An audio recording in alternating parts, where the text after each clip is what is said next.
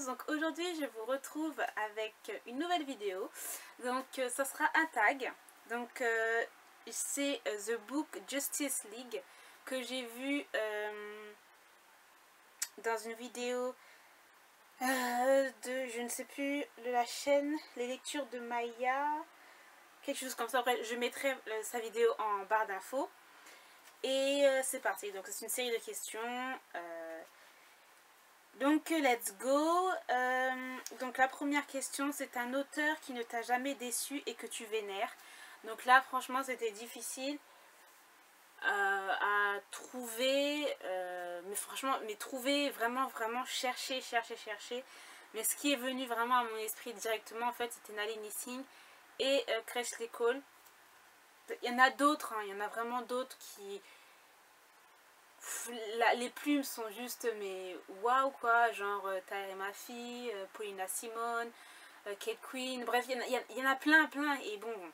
Donc j'ai choisi Nalini Singh, voilà. Donc Nalini Singh, là j'ai choisi une de ses séries, donc c'est les chasseuses de vampires, où il y a des anges, des archanges, des guildes, et c'est trop bien, voilà. Et Kressley Cole aussi, voilà, j'ai choisi celui-là. Franchement, c'est des auteurs qui, je trouve, on peut lire les premiers tomes, on peut dire, voilà, oui, bon, c'est bof, c'est un peu genre cliché, mais de plus en plus qu'on lit la suite de cette histoire, des tomes, au fil des tomes, en fait, ça devient de plus en plus bien. Ça se dit, enfin bon, ça devient franchement, c'est moi personnellement je ressens l'évolution et c'est vraiment trop bien, j'adore. Donc voilà. Ensuite l'autre question, donc la deuxième question, c'est un livre qui s'est révélé beaucoup plus sombre que ce à quoi tu t'attendais. Donc il y en a beaucoup, il y en a vraiment beaucoup. Mais moi j'ai choisi, ça pourrait peut-être paraître un peu surprenant, mais j'ai choisi Angel Fall, le tome 1, Perrine et la fin du monde. Parce que je m'attendais pas du tout à cette histoire. Oui, je savais que c'était une histoire un peu post-apocalyptique, mais je pensais pas que c'était aussi violent, les scènes assez... Enfin, je trouve que c'est... Ouais, je trouve que c'est assez violent, assez sombre aussi, et donc j'ai été surprise par ça. Donc après c'est bon, je sais pas, mais c'est mon avis, mais je sais pas pour vous. Mais moi je l'ai trouvé assez sombre, ouais. Par rapport à l'univers, dans un monde avec des personnes qui sont un peu cannibales. Enfin voilà, on voit la nature de certaines personnes qui changent bon bref, j'ai trouvé ça assez sombre. Donc, ça fait je sais pas combien de fois que je répète les mêmes mots, mais enfin bon. Ensuite j'ai la troisième question, donc c'est un personnage féminin que tu adores. Il y en a plein, mais j'ai choisi Shirley Davidson pour son humour. C'est vraiment, mais c'est excellent. Franchement, c'est trop bien. Shirley Davidson, c'est une faucheuse qui a un sens de l'humour incroyable, je trouve, pour moi. Et voilà, qui a des t-shirts aussi super marrants. Bref, j'ai choisi celle-là. Il y en avait plein d'autres. Il y avait Nyx aussi, la Valkyrie des Ombres de la Nuit. Ensuite, la quatrième question, donc c'est un livre que tu as lu super vite. Il y en a beaucoup, mais j'en ai un livre que j'ai choisi parce que je me souviens, et je me souviendrai toujours, je crois, que en fait, j'ai lu La Princesse Maudite, le tome 1 de Julie Kagawa, et je me souviens que j'avais lu ce livre en quelques heures, et pourtant je travaillais, mais entre les transports, j'étais tellement, mais tellement, comment dire, j'étais vraiment à fond dans l'histoire, tellement, comment dire ça, immergée là-dedans que j'ai raté 2 fois mes arrêts, quoi.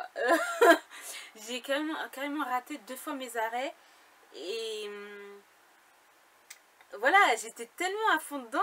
J'ai trouvé que l'histoire, elle était vraiment mais incroyable. C'est sur des faits, mais la façon dont l'auteur décrit tout ce qu'il y a autour, ben, j'avais l'impression que j'étais vraiment là-dedans et c'était vraiment trop trop bien. Bon, malheureusement, pas si bien que ça, parce que bon, après, j'ai dû faire des allers-retours pour rien, mais enfin bon. Donc ensuite, 1, 2, 3, 4. Donc la cinquième question, donc un livre que tu veux lire à tout prix. Donc j'ai choisi le tome 2 de A Reason to Breathe, je sais plus trop c'est quoi son nom, c'est de Rebecca Donovan, donc c'est Ma raison de vivre en français, que j'avais mais totalement adoré. Un coup de cœur ben, je vous mets la photo tout de suite.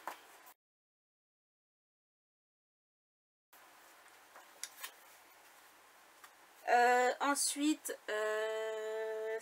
la 6e question, donc un livre dont tu voudrais vraiment changer la couverture. Donc j'ai choisi Projet Adam de Michael Grant et Catherine Applegate. Alors franchement, c'est vraiment, mais moi je comprends vraiment pas les éditions, pour les éditeurs. Je les comprends mais vraiment pas. Je me dis, on regarde cette couverture là. Je vous montre la couverture VO.